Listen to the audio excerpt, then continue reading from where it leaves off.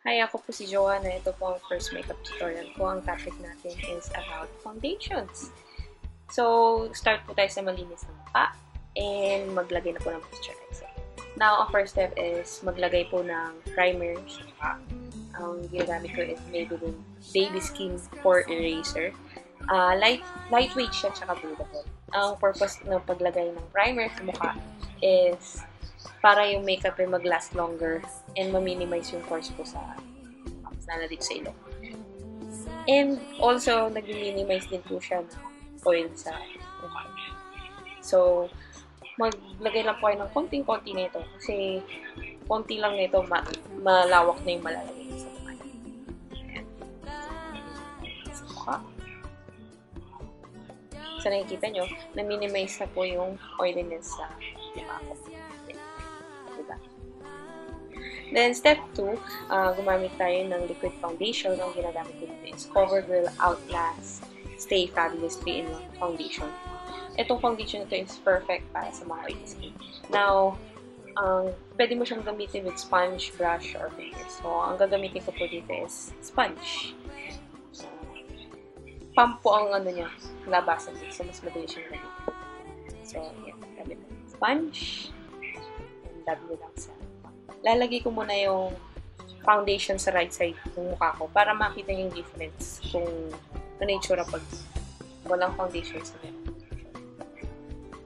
Ang key secret naman dito sa foundation, kumuha kayo ng shade na match talaga sa shade ng mukha niyo.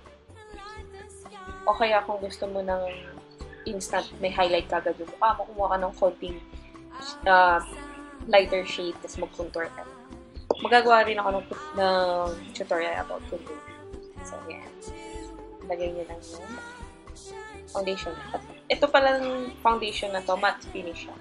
Oily skin kasi ako eh. So, mas okay sa akin ang matte finish. Pag dry skin ka, huwag mo itong gagamitin. Nakikita-kita yung balat-balat sa mukha mo. So, yan.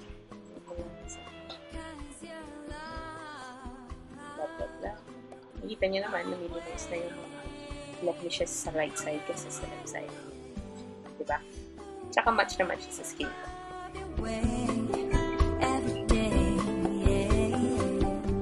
Okay, ang next step is maglagay din ng foundation sa leeg. Yan. Ang pangit naman kasing tignan kung yung mukha mo maputi tapos yung leeg mo maitim. Diba?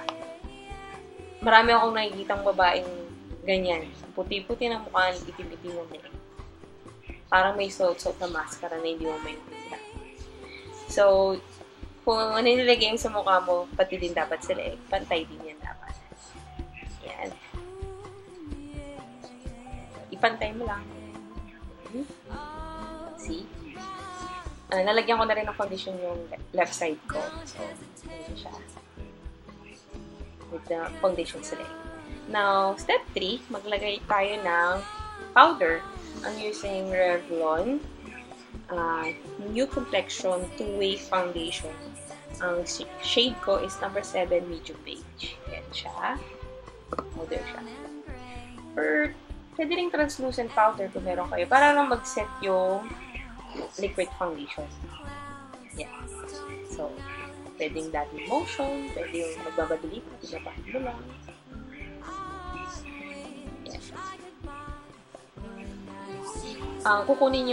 Kukuha kayo ng ganito na pressed powder, ganyan. Kailangan ka-shade din siya ng liquid foundation yung para kapag pinahid mo, tinatong mo siya, match pa rin siya. Hindi yung ang puti-puti ng isa, tapos isa mas maputi, or maitim isa, ito maputi, hindi nagbe-blend. So, kailangan magka-match siya. Para mas natural lang dating. Ang kinaganda rin kasi nitong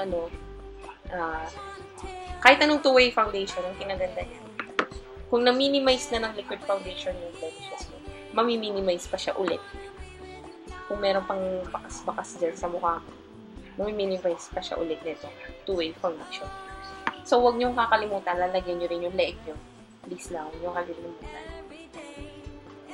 Yan, para magpantay at mukhang natural yung foundation. So, there.